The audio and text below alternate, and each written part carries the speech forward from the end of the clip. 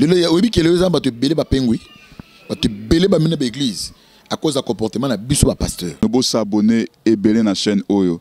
Si vous avez besoin d'informations sur artistes nyonso, ya ba pasteur, ya ba prophète, ya ba tout nzambe nyonso tout référence ko kende sika musute zaka kana tolo na TV. Nayebi ko pambola lisusu chaîne Oyo tolo na se ekende liboso.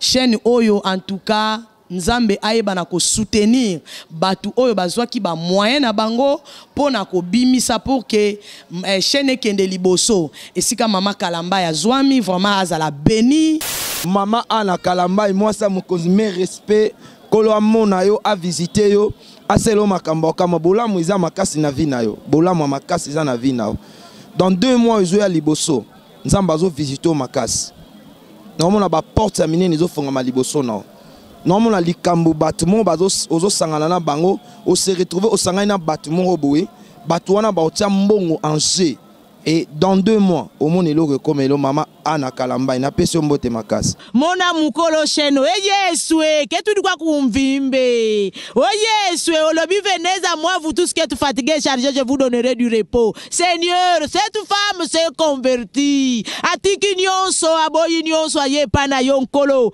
na chetolo nanga na sena mukwana lelo na lobi na yo Nzambe opese oyo alingi pese bosenga motema na ye salela ye bosenga motema na ye pe continue comme ça la kati na ye enfin que oyo nyonso Nzambe bayebi yo te bayeba yo na nzela na ye na kombo na Yesu Masiande na bonde de toi qui vienne pour le siècle des siècles nous disons amen.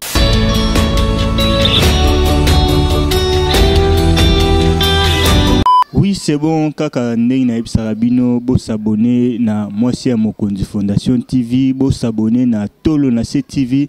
Et ça, le seul chaîne où est na RDC sa information kitoko et puis biso ba titre le kutate surtout et puis makambo mabete éducation tozo pa maman Ana Kalamba vraiment yangwana tout ça la musala ndenge bino bolingaka na pesi mbote vraiment na notre maman Ana Kalamba ici que papa Carlos Kalamba na bana nyoso église ya même pourquoi pas na monde entier au balanda émission na biso wana zomona ba africain ba européen ba asiatique ba américain parce que nous sommes suivis partout dans le monde à l'exception d'aucun continent. Oui, naza wa ndenge ka bozomona déjà plateau za ko fungwama na prophète Samuel Eric moko ya balobelipe ya Tolo na TV topé ya Mwasi ya Mokonzi TV na ene tozo développer makambo ozo leka na Kinshasa. Balobi ba confiner ba mboka, ba déconfiner ba mboka. Mais Kinshasa elo wa makasi. Donc RDC elo wa makasi pour makambo ça na Kinshasa tozo comprendre te. Toujours comprendre donc toujours le makambo de confinement il y a ba église ba différence toujours ça ba analyse ba différence nini oyo ba chef de l'état disons a tiaki et tout gouvernement tiaki par rapport à ba geste barrière c'est comme si kaka ba église nem tout bazo contrôler makasi mais ba boîte donc lobby déjà qui terrible na yolo bien ebi donc quartier d'ambiance na minute tikala yolo matonge route koya donc yolo somo na prophète Samuel Eric toujours mais quand même que ça l'analyse parce qu'il y a un serviteur de Dieu à Koloba par na bon église et puis nini oye pas remarquer parce que tout tambola tout monaka oui donc tout ça awa en tout cas vous allez côté branché et surtout vous appelez bon l'émission tina suka au découvrir moi et là comme malamu et puis au besoin conseil parce que toujours le bien mambo belé sans plus tarder je dis déjà bonjour à prophète Samuel Eric. Bonjour beaucoup papa Francis le noble bonjour na balanigno sur balanda biso na chaîne na biso amune nous allons na TV moi ça moko de Fondation TV il y a notre maman Ana Kalamba moi c'est papa Carlos Kalamba na bo sanité louange na bo sanité Joyce na bo sanité Ozana na bo sanité Josué na bo sanité c'est que David ban kitoko onzamba pesi et pas notre boss kana baka boss mo te malamu nzamba pesi bango je crois ba komo na bango bana na yo aboti bango donc nzamba pambola vraiment Guy Bambo nzamba pambola merci beaucoup papa Nazar. Oui, merci car nous avons toujours développé un peu Marambo et le Kana Kinshasa, prophète Samuel Eric, par confiné pendant 3 mois. Pendant 3 mois, c'est comme si l'éducation va congolais et surtout il y a des Kinois, ils ont un peu stable. Au moins, papa outi musala zonindaku, jeune outi moi cop à zonindaku. Donc, parlez vraiment comme qui donc lié à repos. croyant que comportement, changement est causal. Mais après confinement, donc c'est comme si donc ambiance saison triple. Na évité confinement na nous et lesquels qui ont ni église au Bokambaka bandimi et puis déconfinement ndeni beaucoup de bandimi l'église accueille au Bosala qui premier dimanche il y a ba fidèle église bo Constantin nini kati na banano na confinement par rapport ne les cas qu'est-ce qui suivi na bandimi zalaki. Oui, biso dans notre église Nouvelle Alliance à Jésus-Christ c'est pas ya pasteur Trésor Ngomafaya na Gitambo. Confinement vraiment les cas biso très bien par la grâce de Dieu, tous on a suivi ya âme de Dieu même pendant confinement tu gagner ba âme. Vous gagnez une stratégie parce que chef de l'État Pekisaki toutes sortes il y a renseignements. Oui, à Pekisaki, oui, c'est bien, je ne disconviens pas, mais Bilobi, Dieu fait toutes choses avec un but. L'Éternel Dieu a un confinement où ils à la pointe des fois, ça on a besoin de parce que étonné qu'on y a babatu souvent dans l'église. Bakanga qui église, mais moussala église bakanga qui angoté. Les âmes, il faut pas à la béni, il faut pas à kokangwama. Biso pendant le confinement, nous avons travaillé vraiment dans des mots que tu peux pas les croire. Donc il bat bazala qui koya na ba problème ko bon la point parce que tout le monde taper ça mais pour la limiter. Nous avons pendant l'église, nous attend ça pour limiter mais na confinement, on est ko yamba vraiment au moins MSU à des fois de 8h 17h, on est ko yamba batu mais zaki tout partout et puis on priait pour tourner au samedi la pona bango, cause la pona bango. En tout cas, c'était le cas malamu. Vraiment même ba vie de prière bananza mbele zaki romata, ba réconcilier sur la famille, ba famille, ba couple panzana qui donc mademoiselle peut moi belé oh tu vas découvrir en haut pendant le confinement et Dieu nous a béni par rapport à ça en tout cas confinement et le cas il faut pas na biso en tout cas ça baxi ba 1 plus temba baxi ba 10 plus. Tant que mon cambi église, tant que serviteur de Dieu pendant le confinement, expérience ni aux Zambé et puis expérience ni aux ministère. Pendant le confinement, je crois que le confinement, chaque fois confirmer c'est le mot de la Bible, c'est quelque chose et outil dans la Bible. Quand l'Éternel Dieu a confiné ka libota naye, ils ont un objectif moko, ils ont deux objectifs. La première objectif c'est de défendre mengo épargner libota naye, la deuxième aussi va reconnaître Nzambe.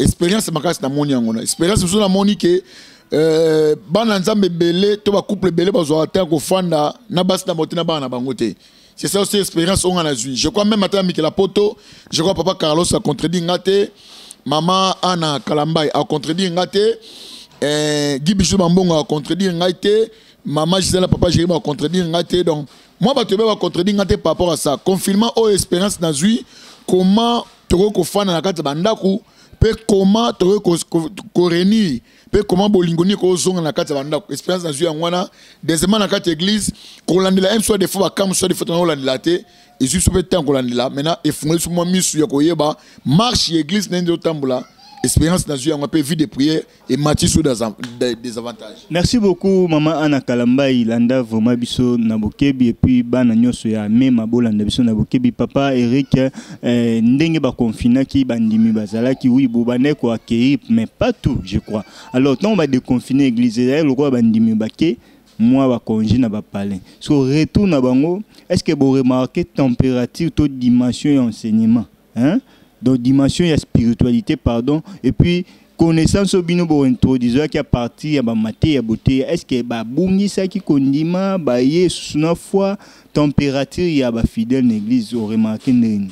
Oui, Dieu fait grâce nzamba pa molo pona question wana je crois ce que j'ai remarqué à nos fidèles ba garda qui foi wana et le liboso ba gagner pe ba enseignement wana et puis leur vie de prière ça qui bena est vraiment comata voit même il y en a ebisio biso tamba déconfiné et nombre autre mots ya man église et l'équipe nombre oyoyo tango tozai confiné en tout cas il y a maintenant un monde moko full je crois maman Anna Kalamba alanda ba culte maintenant na teaka amona culte maintenant na teaka amona ba culte neto salaka en tout cas c'est vraiment monde mo full même ba horizon monsieur fungwami nzamba fungwa ba horizon mususu pendant le confinement batubele babiki na confinement batubele ba bénéficier na confinement oyoyo bon pas bénéfice na rôle bangono na changer l'eau les a parce que il y a au moins plus ou moins se convertir dans le confinement parce que l'Éternel Dieu a fait ça pour que nous ayons besoin de batounaï nous avons besoin de batou nous avons besoin de bagan ba bon mitema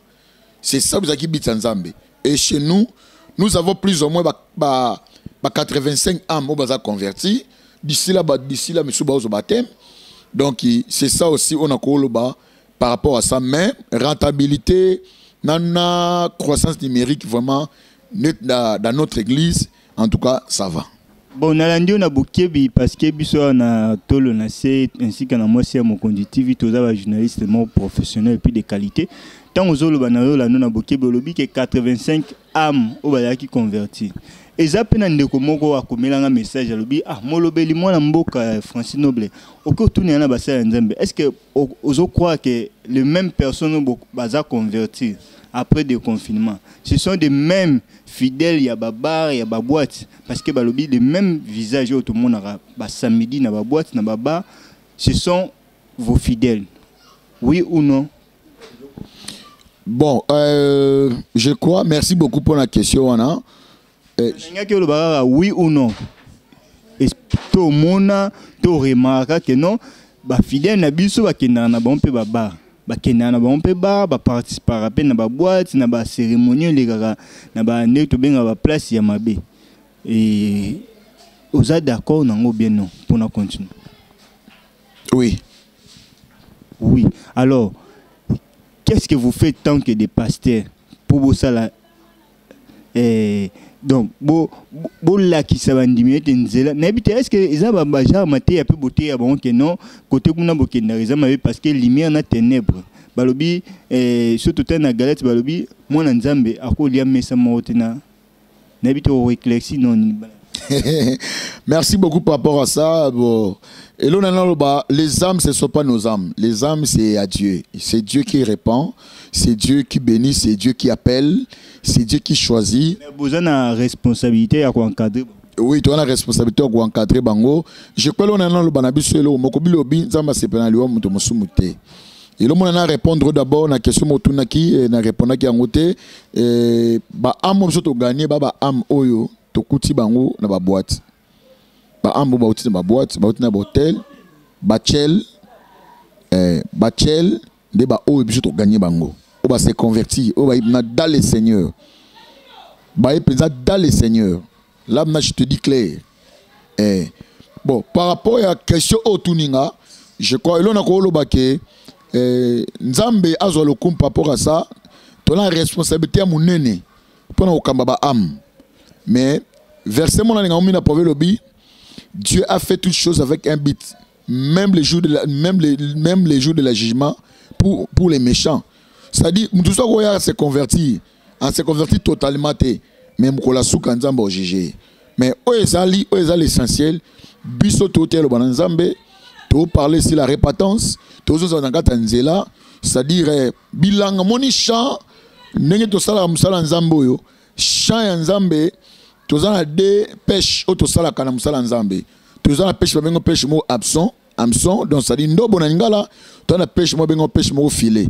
Je connais absent, tous waka mbisi moko mbisi à qualité, mais na pêche à filet, banzete ba kotra banyoka ba kotaka. Mais on remarque monto ça ka pêche. Après yango mona ke soka azui pêche, il faut bana kopona ba mbisi alongo banzete bani. Ça nous sommes en train de travailler musala ya munene. Mais la personne qui fait que Batba s'est converti totalement, c'est le Saint-Esprit. C'est le Saint-Esprit qui convainc. Donc je crois que na koloba vraiment yangoana. C'est la ronde temps le kana baba na babwa to moni batu ko kata bilamba ko bina moi c'est pesi mpanzi ko lakisa mobali baimba banze momo to vandi moi c'est mutazate mobali ya mutazate ozui et ça la ronde temps le kana baba na babwa to mona. Premièrement, ça fait mal, ça fait vraiment très très mal par rapport à Makamtomona parce que Biolobi, nous sommes des créatures de Dieu. Donc nous sommes là pour adorer. Donc toute créature de Dieu a ça pour adorer Nzambe. Son créateur qui est Dieu. Le diable a c'est le mot. Donc nous sommes l'image de Nzambe. Je crois que il y a Genèse chapitre 1 verset 26, Genèse chapitre 2 au Monango, nous sommes des créatures de Dieu. Nzambe c'est pour ne pas adorer, mais pour ne pas toi adorer ça le monde, parce que le monde autozana ngo ekoleka. Tout ekoleka. Et Dieu nous a Nzamba bengi biso potoko dans le royaume des cieux. pas dans le royaume des ténèbres qui est le diable. Ça fait mal comme nana sonnet likambo tukoloba na otu le kana yolo. Donc c'est-à-dire c'est vraiment pas si papa je t'ai dit. Pas si. Un jour on a biso tozali bato to kita sur le terrain, to kozwanga na yo micro na caméra, to kita sur le terrain au mona makambo o elekaka na ba yolo wana. C'est-à-dire nous les pasteurs nous avons un grand travail à faire. Même ça batelo mon abi si tu es un pasteur, ceux qui musala ceux qui bandi côté ya, tika no église, maintenant libano tala combien de nombre de personnes baza combien de baba. Pour que non, il y a encore un travail. Pasteur Belipe Babanga Olekana yo sumuka parce que bana wana bazara terrible. Non, le pasteur Obanga Olekana ba apporte pas le lobby. Ceux qui n'ont pas pagano, non ça le quoi pagano mais il y a un objectif, il y a un but. Tout comme pour gagner les âmes un jour peut samedi mon rôle à taper ou là tu moi polo moi pantola jean catch au côté na boîte moi secret les temps peu so moni serre moi les que benya c'est nzamba lingo ko salon peu. Mais pourquoi pas? Mais boîte. Mais oui, l'évangile doit Bible. Il faut non, papa. Matthieu chapitre 28. Abi, allez partout dans le monde. Prêchez la bonne nouvelle. Allez partout. Partout, on est à Nina Baba, non. Au moment de conception, au biso doit un homme de Dieu MAB. Christ nous donne sa recommandation. Allez partout dans le monde. Prêchez la bonne partout. Dans le monde, partout. Prêcher la bonne nouvelle. Et c'est le côté. Est-ce qu'on remarque tant Christ a dit aller partout dans le monde prêcher la bonne nouvelle. C'est comme si n'a pas partout on a yo confirmé on a ba boîte. Apparemment ba serviteur de Dieu au lieu ba kendo la mission à Christ mingi ne ba ko isami na ba place wana. C'est difficile mon homme de Dieu à recevoir une belle fille. Il y a PM surtout et à résister à gagner mais beaucoup plus c'est soukara comme il dit moi Julien bon c'est-à-dire dans quatre évangiles tu as trois sortes dans évangile tu as un appel tu as une formation puis tu as une mission. Il y a beaucoup de hommes de Dieu basaka un appel na mission mais ba na formation té ba théologien ba docteur na théologie c'est ça la formation non l'appel pas Francis na moni émission yo non pour le biga et belé baza information té on a bi hôtel ebo ba benga dadi ba benga père azapi na communauté il y a 50 instantions église à Kenya ba Israël atanga théologie Kenya ti na obino boyebi wana formation pe raté. Non, c'est-à-dire quoi Bible nous devons ajouter la connaissance. Je ne disconviens pas. Mais l'appel authentique, dans l'équipe théologie, il y a des choses très différentes. C'est ça un peu le problème. On en a là-bas. Quand Dieu choisit quelqu'un, il a sa capacité. Tu as une école de théologie, tu as une école de ministère, ça pour apprendre. Mais ce n'est pas, donc ça dit, on va ajouter biso, parce que l'onction est là. Mais pour canaliser cette onction, tu dois d'abord passer pour ne pas faire maîtriser et le cause en ango. C'est important. C'est vraiment important. Alors, ce qui m'a encadrement, c'est déjà un danger. Dans la personne doit sa théologie. Non, moi aussi je fais ça. Dans l'école de théologie, dans l'école de ministère. Formation à nos autres, vraiment formation nos autres, appel, mission, formation, déjà formation à théologie, ou bien moi, mon centre qui t'a rendu, moi, pécio, encadrement, salabo, donc tout, peuple de Dieu, formation à théologie, nous avons deux sortes de formations. La première formation, d'abord, c'est Dieu. Il faut l'examen de brisement. C'est important. Moïse, lorsque l'Éternel Dieu a béni Moïse dans Exode chapitre 3, Abi, j'ai vu la souffrance de mon peuple et je suis descendu pour Toébi. Genèse Exode chapitre 3, verset 7. Toébi, verset 1. Dieu ne pouvait pas travailler directement dans Moïse sans pourtant passer par Jéthro pour le brisement. Il y a beaucoup de hommes de Dieu, mais ils non brisé. C'est ça formation. Voilà la première formation. Deuxième formation, Dieu peut aussi t'envoyer. Est-ce qu'il y a un rose chrétien? Mais pour que on apprendre, Moïse et pas Jéthro, Jetro savait des choses, malgré Azalaki, sacrificateur, il y a Mandianite, il savait des choses. Là, moi, je ne disconviens pas. La deuxième formation, c'est formation théologie. La théologie est là pour la collation moutou, pas principe, mais pour la collation côté à thé. C'est ça un peu le problème. Parce que dans mon église, mon abandon, par la langue. On le parle la Bible, que si quelqu'un a baptisé de Saint-Esprit, on va parler la langue. Directement. Ce sont des œuvres de Saint-Esprit. Au monde. Formation dans le Bamalam, et formation d'abord c'est Dieu. Il faut d'abord passer d'abord, Nzambe d'abord former. La théologie, et ça va complément, moko toka ko compléter. Si au passé, Nzambe a formé au thé, ou le la théologie sous Kanango, au kotaka touché na bakati berre. Est-ce que ndenge otambo la raté no talara na ba télévision ba émission ozo pétant on émission mo ya notre papa Tobinge papa par rapport à AHP mais par la fois za papa na ngate Denis Lesi ba propos nyonso bimisaka wana selon yo na ndenge ozo ba brisement est-ce que ça ba signe ya moto azalaki brisé et non brisé parce que et pas naé ko boire babwa ki libanga na musicien mokili c'est normal et pas naé tout ça c'est normal na pêche exemple naé en tout cas papa limbisa na fingité na critiqué c'est par rapport à propos bimisaka na télévision parce que peuple dit ils ont besoin de lumière mutu ya bongo to pena ba o misubo oyebi eza manque à brisement ou bien azala ki briser nda pengwe. Bon, merci beaucoup na pesi mon évêque qui na combo ya général Denis Lesi. Il a demandé l'église de Congo ya mwana ba général, ba capitaine, ba nani, ezo bengera na kombo ebeli. Bon, les prophètes de la nation Denis Lesi. Non, ba nation un peu bozo ba kisawana ezo boma. Ngai na tangi Bible, na tika mona te ba bengeli prophète des nations. Na tika to mona ba bengeli prophète des nations. Ce que prophète des nations est non par rapport à quoi on va te revenir en gros. Pesa non message. Bon, message dans le papa Denis Lesi, je crois que d'abord tu es l'aîné dans l'évangile, aux grands frères, aux papa, et papa n'est pas l'évangile. Et il y a des choses, les leçons à biso passi, biso génération tozoya. Ça nous fait vraiment passi.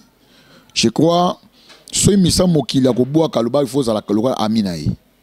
Camarade, net singa j'ai un ami, nana camarade nanga kumone bobenga ke tade. C'est mon ami. Pour mon Tadi Koulouma. C'est vraiment un ami pour moi. Alors, camarade Nangelongia et bien malam. Je suis son pasteur. Na pasteur naï. Donc, Tade Yaebinga, naza pasteur naï. Sur un album qui est mort, na dédicacé mes camarades nanga, na ya comme prophète Eric Samuel, Bissom Souba na moti kileba na zone. Et ça, nous le remonter. Mais ce comme maintenant obligation, là c'est déjà comme abbé. Et puis il faut que Marc Mouton sur le libanga luka gloire. Toute personne luka libanga a luka gloire. Oh, to yebi sera gloire. Vous voyez que gloire est chitara mutu. Toute personne luka gloire a chitaka. La gloire il faut que pas émonzambe. C'est important. C'est important. Mais si quand même que il y a un camarade, il y a une connaissance, il voulait faire ça. Bon, on est ça, mais moi je ne peux pas aller le demander par rapport à quoi. J'aime que l'eau là est bois kanga qui me bois kanga. Bon, on a mon ozo ça neti ça neti koki manana bon tout qui non na droitier. Tant que tu as des signes où il a ça que homme de Dieu a brisé ta côté dans la mission. Être ok. Koluka gloire mauvaine. Des signes ngwana.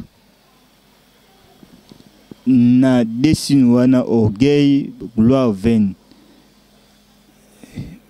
na habité ba pasteur basé belé na Congo en tout cas peuple de bolimbisanga na zotanga kombo na bité so mama ana kalamba ya ko permettre tout le monde ba pasteur belé na otanga na kombo te pona ko éviter orgueil koloka gloire vaine bavanda na bakiti ya liboso na église bakiti modon ndeti ya ba roi na matéria no mona wala kisa ba griffe en tout cas ça passe peuple de Dieu baza perdu à cause ya bino basali ya Nzambe to tient en général chacun azoluka intérêt nae chacun azoluka gloire nae chacun azoluka évolution église nae voire même ba rancune eza na ba église eza venir moko tout ça pourquoi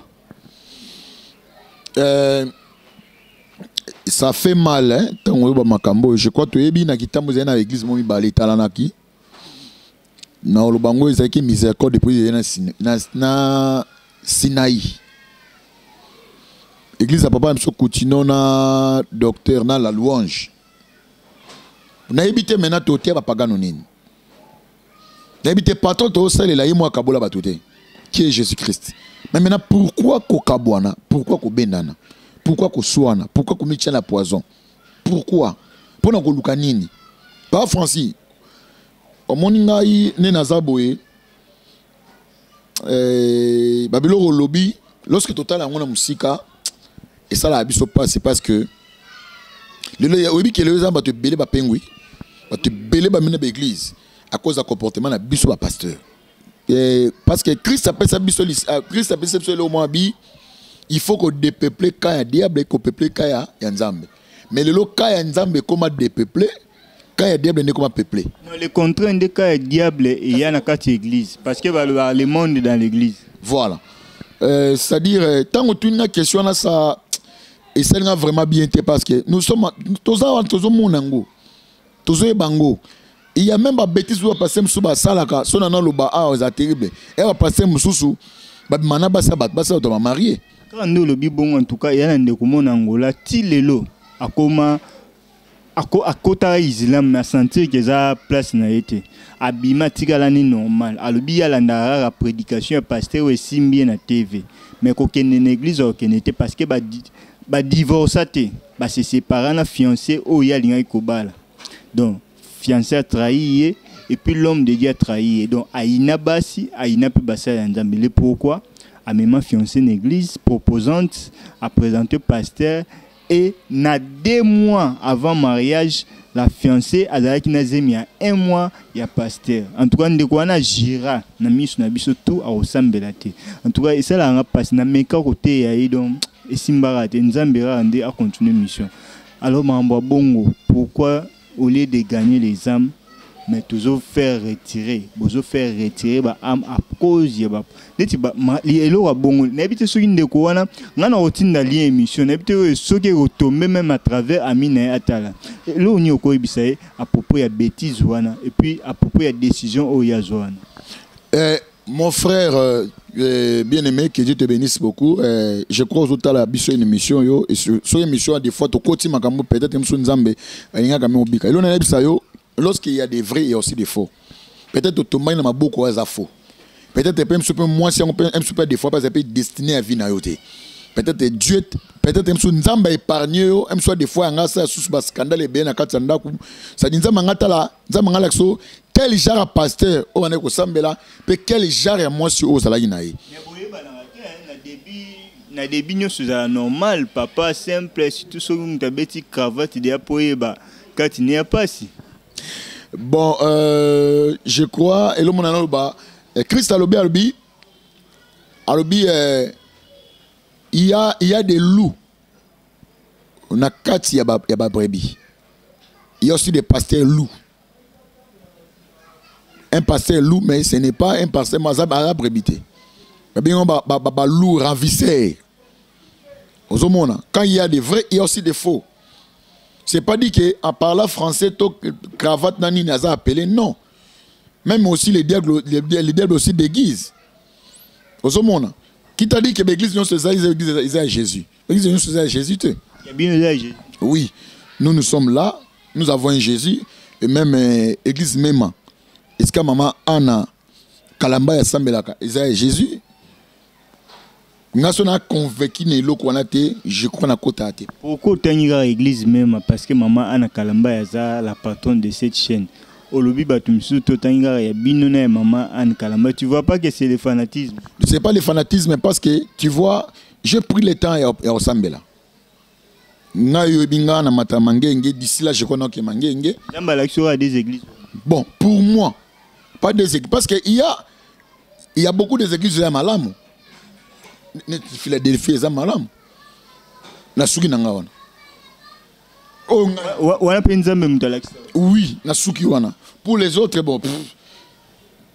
Mais Naoyo Rabadi, Nayo, au côté na molongo ya pasteur Denis Lesor lobake non ce chef de l'état notre président Fachi Beton a timbongo ya pona basala nzambe pona prier alobi aboyine ngambozo mbongo chef de l'état parce que basala nzambe bien baati nyonso si babeba na habité ya malamu kaka ye et puis yo pour le biga ke Philadelphie même et puis église na bino. Tu vois pas qu'il a créé trouble, scandale après cette émission. Peut-être pasteur moi pour collaborer à ah ndeni na ba église wana tangi kombe église na ngade c'est faux petit, faux collègue, faux master. Bon, je n'ai pas dit, je crois je n'ai pas beaucoup de noms ya ba église na mutu nanga. C'est simple. Ba église on a yebi oza mutu nanga yango wana. Je crois. L'église de roi va citer Bethel et Kenda Sango, l'église de roi va ACK et Kenda Sango, l'église de roi va armée de victoire, armée de l'éternel, église catholique, église protestante, yotangara Philadelphie. Hein papa? Merci beaucoup. Je crois qu'on a quoi si on attend l'église me soutient, mais les armées de victoire, c'est mon église. Neti Amen. Il y a papa Nabiso le Paul Mutombo, c'est mon église. Cité Bethel non. Non. Cité Bethel non. Bon à propos à l'année Césaire yo moko ebinini ozala ngona bato ya Cité Bethel. En tout cas les autres ça la passe. Les autres ça la passe vous même mission pour ça token mais deuxième version émission goya poto kota vraiment la mozindo donc Naina tu na église na mino pe bosala boaka fire 3 fois fire loba moto loba ba système wana ba fire 3 fois ba mai 3 fois boagela mai fire betela boy tindela nini bo cha 3 fois ba 3 fois wana elakisa nini. Bon, biso to sala ngote malheureusement et puis to est bien ngopété parce que nous avons na 4 centres nous avons les noms de Jésus qui fait à l'élever. Jésus-Christ a maïté azamungu ataze loroté.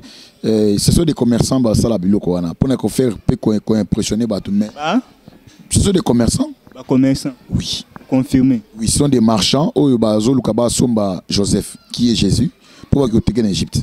Scopé bongo est-ce que aux prophètes? Oui. Des ministères ou bien ça? Non, des ministères. Ministères. Tant que mon collègue, nos prophètes, à la télévision, muta bengie. Allô papa, tobungi simbongo nandaku. Abino mbongo aneza sa tapi muta ibi ango exemple Patrick Bolimbisan. Exemple Patrick Bozana ewana. Ye muta ibi. Ezako panza, ezako bongisa. Topé genre ya prophète wana par rapport na yo aux prophètes des ministères. Et l'eau analyse ni au sala sur ces points-là. Bah genre des missions wana. C'est comme si vous n'avez pas en direct ou bien comment? Ils ont sur le bit. Moi, je crois que je suis un prophète. Prophète Oyo Nganandi Maka. Et puis, la génération est bien, hein? Ce qu'on fait pas prophète Nganandi Melaka. Oyo, même si tu me sois pas Kazana Kisi. Mais moi, je crois en lui. C'est Joël Francis Tatou. Oyo Karaki Batumso Balba Azana Kisi. Bon, on est taliban parce que moi, je n'ai billet. JFT, je crois Ebi Longyo, Naebi parcours Naebi place Azali, à mon adio mien, à mon ozone, c'est un ami pour moi. Nzamba élevé Makasi, je crois que le ministère il est en train de faire et c'est vraiment un mandat que l'Éternel lui-même a doté. Et moi je crois en lui et c'est tout. Je crois aussi à Nzambene. Tous ces gens sont les kakawana, au mbongo boy na boy, au bas crédit, au bas nga d'abord na croire na bangote. Surtout loko wana paye. Voilà, parce que ce sont des gens qui sont venus à l'église pour nous voler aux alibans nzambe mabonza. Vous remarquez le numéro 1 so bengi, yo so bengi et les kate. Mais batone ni ba okota. Arrive à peine na cher na bino église le pasteur a témoin sina bana dikolo na divan bana ba osaka na cher pasteur ote na et arrive à peine. Sacerdoce basarana nangote et puis ata basarana ngote. Je crois église catholique to benga ngo église moko ba démon mais ba yebi ko respect. Benga ngo ndenge ba benga ngo église ba démon. Voilà. Et ba yebi ko respecter aux sacrés, les choses sacrées. Les choses sacrées ce ne sont pas yabanate. Message nous opesa na ba prophète à la télévision, message nous opesa na ba pasteur ba prophète o batiara basi na bango bana na bango liboso ya cher. Eza pona représenter bango topé bango baza spécial. Expliquez-nous sur eloko utikoloba ya lié sacré tout ça. Je crois que des hommes de Dieu partout dans le monde entier, c'est vraiment Sony Mingi. Je crois que je n'ai pas vu Sony Kafutate, en tout cas, c'est le papa Nabiso, le point de Salangote, papa Mbiye, Moula, même aussi dans notre église, tout cas au Salangote, peut-être au Salangote, l'appel c'est pour une personne, c'est pas pour la famille. Toute personne qui fait ça, qui a eu la malédiction, qui t'a collé un dakunaye, qui t'a collé à bananaye, parce que des choses sont des choses moins sacrées. Né dans monument pasteur mo à tête teinture na mutu, na télévision. C'est honteux. Ce sont des bêtises. Non, il ne faut pas dire ça, papa. Dieu regarde le cœur. Mais Mokili Oto Tamula Obat, il faut d'abord le témoignage au Barobe sa Francie. Et ça témoignage à quantité. Témoignage à quantité, c'est le Saint-Esprit. Mais témoignage, c'est ce bateau. Et ça bateau, tu fais un bango. Mukolomogo, apôtre Pierre. Tabakani Christ, Jésus. Pierre a Hollanda Yesu. Bilobinin. Tant a commis katikati ya bateau. Babi ne non oh yo ndo zara na ye. Babi 3 fois. Ça dit reconnaître ce n'est pas le Saint-Esprit, ce sont des hommes à nous. Bato alia kabana maina makila. Poni. Tema mesena yeso, tamo na yeso, ça dit azoy même comportement, même l'obéli. Même tamboli, même geste ezaki à Jésus. C'est important. Via christianisme eza vie qui veut détariater. Eza vie qui starter. Nous sommes des serviteurs pour servir Dieu, mais nous ne sommes pas des vedettes. Non. Yango zama pambola nani atoms. Zama pambola maman Anna Kalamba évangéliste. Ona ninga makasi zama pambola papa Carlos zama pambola bango. Ozomona bato. Ça dit la vie chrétienne papa noble. Même aujourd'hui que l'Éternel Dieu a élevé nga. Non zaka ni na aboy. Non changer ne l'autre. C'est Dieu qui garde. Bilobi Dieu résiste aux orgueils mais fait grâce aux humbles. Toute personne au salaba bilo qu'on a ébaqué quand nzambe se kita kala et puis nzambe pe sa boaka kala mais ibite que nzambe sa boaka. Merci beaucoup pour notre ceux qui ça ba déconfiner ba déconfiner l'église mais apparemment c'est comme si ba policier et puis ba mesure à geste barrière ils ont respecter l'église et puis gouvernement congolais a zotia mis sous une église pour un respect ya ba geste barrière mais na ba tout moni. Donc, des ordres côté, embrayement, tu vas vendre 500 cash, message nous au gouvernement par rapport à la différence. Merci beaucoup, les nobles Francis, pour la question. Je crois que c'est vraiment beaucoup de regrets, d'abord pour notre pays, le Congo, et beaucoup de regrets pour notre gouvernement, beaucoup de regrets pour le général Sylvain Kassongo. Beaucoup de regrets pour notre gouverneur, les noms c'est qui Jatning Gobila. Beaucoup de regrets.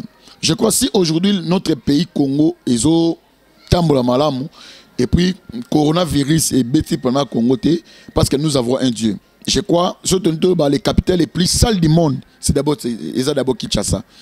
Surtout les communes les plus sales du monde, Toké Kota Chango. Je crois, mais Dieu Nzambe a épargné Bissonango na Covid-19 oyoyo. Mais beaucoup de regrets, l'église, on est frappé au makas que les kababa.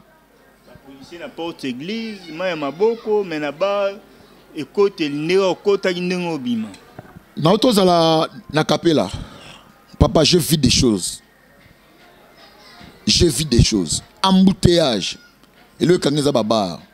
Il faut mon abattre na masanga sans cachine. Et là bâtir cette température on a exaté. Mai lava ce de mains exaté. Cachine exaté. Bar ezana makele le moko, c'est-à-dire bar d'abord ezana d'abord moko d'abord ezali mo d'abord éducatif té. Et à bar les locaux ont détruit. Donc directement j'ai compris que il faut passer les locaux pour que bango bazana avantage. Bana bar na bango baza na makangu na bango na bango ba terrasse na baba ndé au monique ça dit ba frapper makasi bar te frapper makasi les églises. Oh si aujourd'hui que Covid-19 et l'équipe sans qu'il frappe Congo, c'est par rapport à la prière à l'homme de Dieu, c'est par rapport à l'église.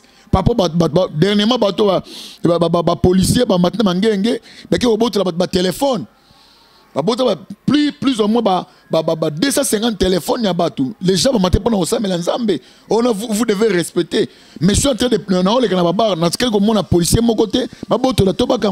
je n'ai jamais vu ça. Il y a un regret pour le Congo. Mais le chef d'État doit culte et action de grâce à remettre Mboko dans Zambie. Pourquoi pas les policiers? Respecter d'abord l'église, respecter l'homme de Dieu. Toute personne soit aussi ma église, Zambie a s'occuper. Merci beaucoup. Je crois message l'équipe na chef de l'État et puis le gouvernement congolais. Nous sommes déjà dans la émission Nabiso. Mot de la fin, et puis quelques dédicaces pendant quelques minutes. Et puis, message au pesa fort na peuple de Dieu. Ming bazoar maka samedi na bar et puis dimanche na église. Parce que Jésus revient bientôt. Et là, je crois, je n'ai jamais vu une personne à Beli, à la carte à mettre hôpital, parce une va faire bachelier. Voilà, merci beaucoup. Merci parce que déjà, on a avancé. Moi, il m'a bien dit à prier pour la monate. Bah, serveuse en la monate que non. Ah, non, zone tonga au tubé, à Zalakate. Je n'ai jamais vu ça. Yango, nana lobby, seulement bi vanté tout est vanité. Et là, le peuple zola n'a même pas de poto, même bateau à Sarah Moboulou. Je crois, et là, on est pas na soukanango. Jésus revient bientôt. Toute personne soit à côté à bar, et bah qui toute sa vie na Katabar. Et au moins, on va te belé bah qui n'a pas bar, bah tika est l'autre côté. On comprend, hein? À ça la vie, papa, tika l'autre côté, le pont qui est l'autre côté. Il y a moins de Koufi, comment adieu. Est-ce que réellement Mouton a son appel en Zambia solo? Nous avons sujet plus tard. Parce que nous avons a dit que son nom repose à paix. Il y a le monde entier fidèle et puis abonné à tout le monde. Émission Colande Tolubela. Que son âme repose en paix. Est-ce que l'âme se repose en paix? Et puis quelle âme repose en paix? Je crois prophète Samuel Eric préparait déjà ma réponse sur ça pour développer sur. Je suis prêt pour faire ça. Je crois Nali maintenant na zo masque nanga tant qu'un prophète. Magana journaliste na mekape ko bimisa on peut dépôt ba mekape ko bénéficier par rapport à ça. On a golo baké. Il y a des lieux où que bananzambe bako ko tate. So que pour évangéliser, tu peux aller. Mais il faut d'abord conduire par le Saint-Esprit. N'allez pas pour nous quitter. Pour revenir en passe de temps exact. Je crois on a Koloba. Jésus revient bientôt. Yo Ondumba, aux Otalanga. Yo Muto au Sangsaka 4 mbal 5 mibal aux Otalanga. Obinzo Tonayo za commerce. Soko bimite rouler sa terre. Que Jésus revient bientôt. Même bino bande quoi poto, même bino basi à poto. Je connais que non, même si et l'okozo marcheté croit en Jésus. Je bénis ma fille na combat Dieu merci. C'est une fille moko exemplaire. Je bénis aussi encore une ligne aussi on a ngami na combat Claudia Panzo. Ce sont bana o bazali batu oyo ba bateli christianisme na bango malgré poto. Jésus revient bientôt. Ceux qui s'appellent loko ndekumo lobaki yebisa pe ba pasteur ba so a problème na ndako to na famille organiser séminaire pour que bon wana et résoudre leurs problèmes wana. Et là on a l'église ce n'est pas un lieu de commerce, ce n'est pas une boutique, ce n'est pas un ligablo, ce n'est pas logement to na portugais, ce n'est pas cantine. L'église babingo ecclesia na grec c'est-à-dire appelé pour Dieu pour servir. L'église ce n'est pas un lieu au Togo si j'ai quelque chose à faire na katanda auto biloko ezangi na loko sa prophétie non. Je crois biloko bongo pour moi et malam te parce que Yesu ortu na yo. Omoni na neb solo moko ceux qui nous sommes des gérants. Mais le patron c'est lui. Un gérant sous galango akena ko sa bengo inventaire. Quand tu es en train de faire ça, il y a un inventaire. On a merci beaucoup. Tokomi na suka émission. Lelo vraiment to boire à mututé. topesi bino nyonso mbote bolanda biso na émission ekolanda botikala toujours branché. Cliquez na bouton wana ya s'abonner et puis cliquez na bouton ya notification, aimer vidéo oyo, partager yango, commenter yango. Ceux qui profitent de une erreur quelque part, en tout cas n'ingina mona moi commentaire wana et au la bien émission ekolanda torobongisa. Topenga moko na tuni question mo est blessé parce que peut-être communauté na bino ekutani na question mo na tunaki et simbité et c'est pélicioté en tout cas commenter wana toroyeba ne tobongisa. Tout ça c'est pour préparer le peuple dédié pour l'enlèvement. Tout ça, l'émission était pour la polémique, tout ça, les pour préparer des mitema et bateaux. Pour préparer le peuple dédié, enfin qu'il y ait un enlèvement. Moutoumoro tatika na sebiso tout dans la société qui est là. Maman Anna Kalambayi, papa Carlos, bana et même nyonso, tout pessimino bambote. Au revoir.